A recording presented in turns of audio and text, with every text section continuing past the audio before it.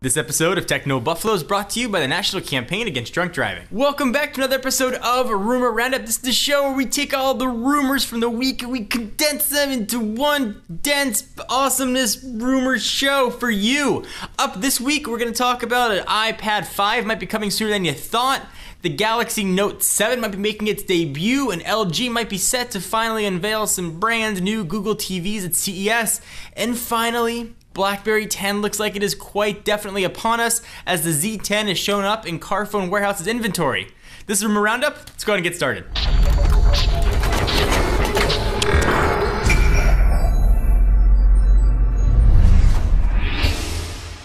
So you know that brand new iPad 4 you just got for Christmas that you're loving and kissing and saying it's the best new iPad you've ever seen? Well, it might be outdated sooner than you thought. If you thought the release cycle between 3 and 4 was short, wait till you hear what might be coming for 5. According to a report from Mako Katara, the 5th generation iPad will be making its way to store shelves in March 2013. According to the sources that spoke with the site, the 5th iteration of the top-selling tablet will pick up some of the design cues from the iPad mini, be thinner, shorter, and a little bit narrower, so smaller bezels. Apple's release schedule is getting crazy short. I mean, when it was a year, it was fine. You could predict when the next tablet was coming, the next phone was coming, and I think are doing more harm than good to the company. They're selling certainly a boat ton, but it's hurting the reputation, I think, of what people feel about the iPad being a premium product, at least having the newest for a few months. I don't know, maybe I'm off here. What do you guys think? If you're looking for something to compete with either the Nexus 7 or the iPad mini, Samsung might have you covered.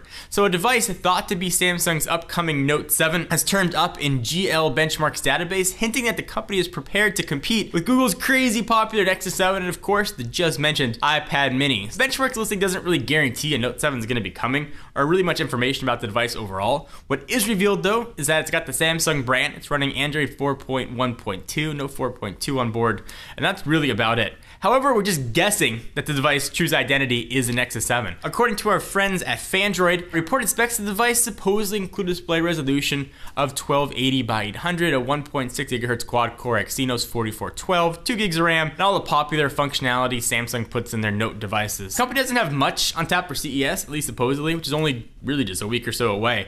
So maybe we'll see something of substance, maybe at Mobile World Congress. Perhaps this will be geared to a more international audience. Samsung does make the Nexus 10, so it's kind of be competing against themselves a little bit in the Nexus front. I do think though that we'll definitely see one. So listen, I'm gonna be honest, I've written off Google TV many years ago. I was there at the grand debut when Sony in New York took the reins with the first Google TVs and I was excited for it. It looked awesome, and then I used it and realized I had absolutely no use for it whatsoever, and since its announcement a few years ago, it's kind of petered off. Now, LG is hoping that they could revive the Google TV brand, and they are supposedly set to introduce multiple new Google TV-enabled television sets at CES 2013. Google's streaming media platform has been getting a bit more powerful lately. They got a new redesign. LG is hopefully thinking that it's time to give folks more options to trying it out. Announced this week, LG is going to be introducing a 42, 47, 50, 55, and 60-inch set to the platform built in at CES 2013. I would have liked to see 65 bigger, but capping out at 60 is certainly pretty decent as well. Additionally, as many manufacturers do with Android, there's going to be a custom UI skin slapped on top of the platform,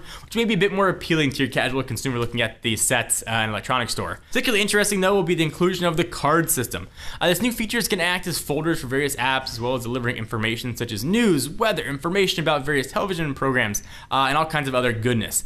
With a dual-core processor on board, though, they should be pretty fast, be able to serve up the apps relatively quickly, while also providing the user with the snappy experience, which is ultimately super important to the whole online smart TV experience. So we'll see what those look like at CES 2013. Of course, we'll be covering all that goodness, so stick around and we'll show you what they got. And rounding up the rumors, BlackBerry 10 is finally almost upon us. The BlackBerry Z10 has showed up in Carphone Warehouse's inventory. This comes just one day after the device showed up in marketing materials. There's not so much really to go on from the inventory description. It does confirm the Z10 name, which is very different. We had sort of curve and bold before.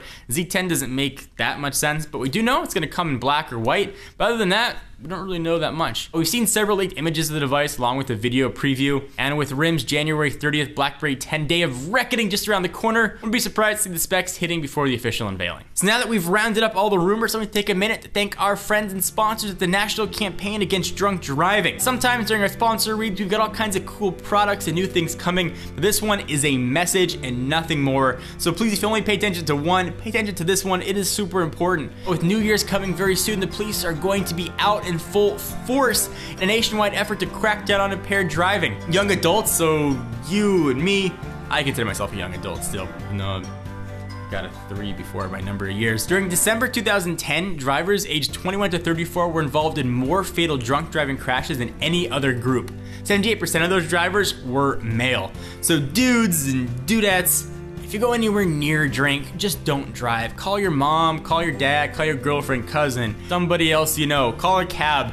Any other way to get home, it's not worth putting your life at risk, your passenger's life at risk, or somebody else who's just innocently driving on the road that you might hit at risk. Guys, moral is, drive sober or get pulled over. So thank you guys for watching another episode of Rumor Roundup. I hope you enjoyed. Be sure to check us out at technobuffalo.com for latest and greatest tech news. I am John Rettinger, and I'll see you in the next video.